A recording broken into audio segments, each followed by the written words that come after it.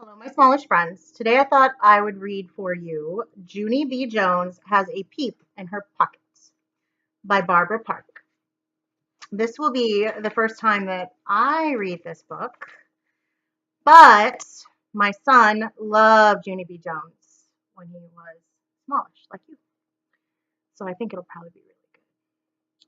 Chapter 1, Confusing Stuff. My name is Junie B Jones. The B stands for Beatrice. Except I don't like Beatrice. I just like B and that's all. I am almost 6 years old. Almost six is when you get to go to school. And so last summer, Mother took me to the school office and she rolled me in afternoon kindergarten. Rolled is the grown up word for signed me up and made me go. Only guess what?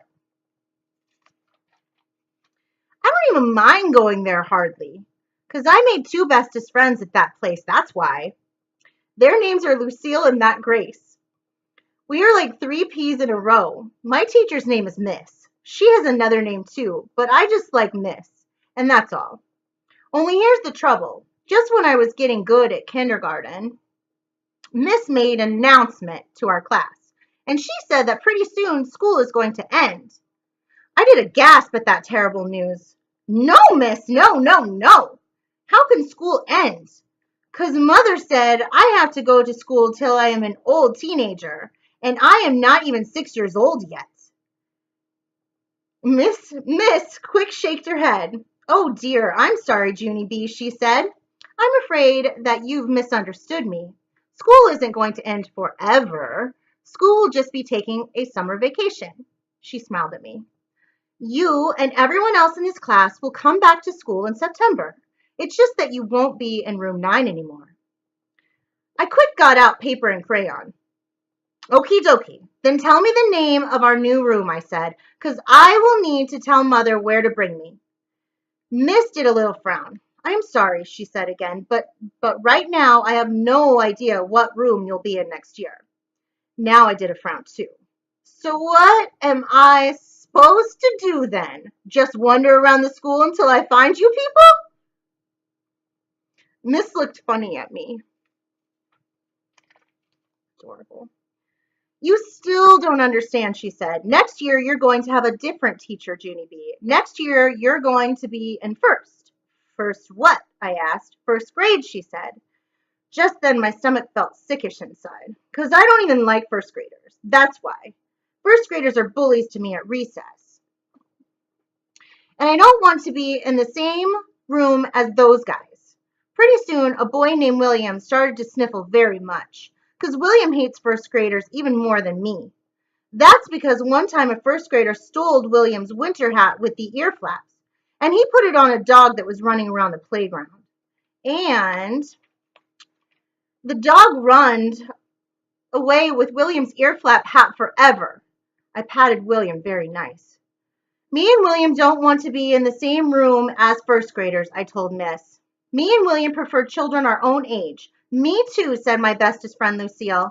I prefer children my own age too. Me too, hollered a boy named Polly. Alan Puffer. Me too, said a girl named Charlotte. Miss said, shh, to us. Boys and girls, please. Now everyone is misunderstanding me, she said. We need to get clear on this right now. Next year, when you come back to school, you will not be in class with the children who are first graders this year. Next year, those children will move up to second grade, and you people will move to first. Understand? I thought and thought about that. Then all of a sudden, a light bulb came on in my head. Oh, I get it now. All of the grades move up, right, Miss? Everyone does. She flapped her hands. She clapped her hands. Right, exactly, she said, very happy. Now, may I please get on with my announcement? I brushed my skirt very smoothly. Yes, you may, I said, real polite. Okay, said Miss. As I started to tell you earlier, I have very happy news for room 9, because this year, for the first time ever, we are going to go on a special end of the year field trip. She smiled real big. We're going to a farm. Doesn't that sound like fun? A farm, shouted the children. A farm, a farm, we're going to a farm. Then Lucille hugged me, very thrilled. A farm, she said, real squeaky in my ear. A farm, I said, real glum. Because guess what? Farms are not my favorite. And chapter 1. Chapter 2, titled Stubby. That night I ate dinner with Mother and Daddy and my baby brother named Ollie. Only I couldn't even swallow that good. Because I was still upset about the field trip, that's why. I don't want to go, I said. I don't want to go to the farm with room 9. Because the farm is the most dangerous place I ever heard of. Daddy looked surprised at me. What are you talking about, Junie B? Adorable. He said, what's dangerous about a farm? The ponies, of course, I said. The ponies are dangerous. Farms have ponies running in their fields, and ponies can stomple you into the ground and kill you to death. Mother covered her face with her hands. No, Junie B, please, not this pony thing again. We've talked about this 100 times. I've told you over and over that ponies do not hurt you. Yes, they do too hurt you, Mother, I said. I saw it on TV with my own eyeballs. Mother looked at Daddy. It was that stupid cable show the babysitter let her watch, she said. It was called When Ponies Attack, I hollered. It was called When Ponies Attack. After that, Daddy covered his face too. Then all of a sudden, he busted out in a loud hoot of laughing, and he couldn't even stop himself. Mother's cheek sucked way into her head. Thank you, she said. You're being a huge help here.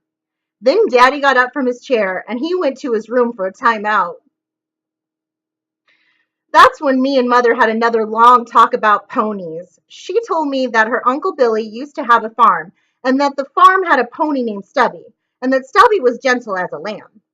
As a matter of fact, Uncle Billy had almost every kind of farm animal you can think of, said Mother.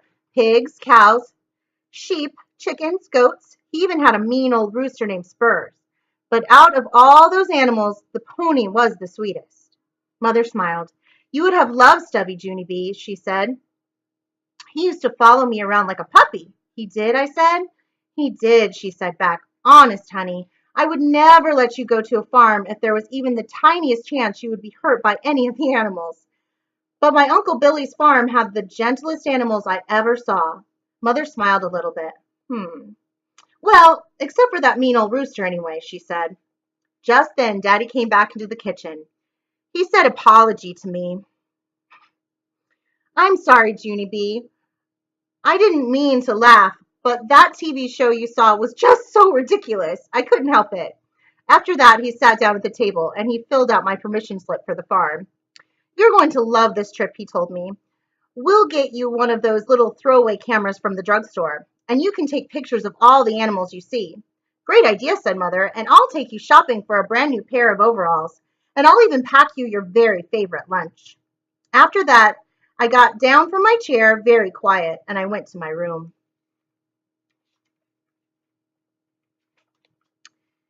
Then I climbed into my bed, and I hugged my stuffed animals real tight, because I kept on thinking and thinking about what Mother said about Uncle Billy's animals, but mostly I kept thinking about that mean old rooster. On account of one time at my school, a boy named Meanie Jim brought his rooster for pet day, and he said that roosters can peck your head into a nub, and that is not pleasant, I tell you. I hugged my animals even tighter, because guess what? Roosters are a jillion times scarier than ponies.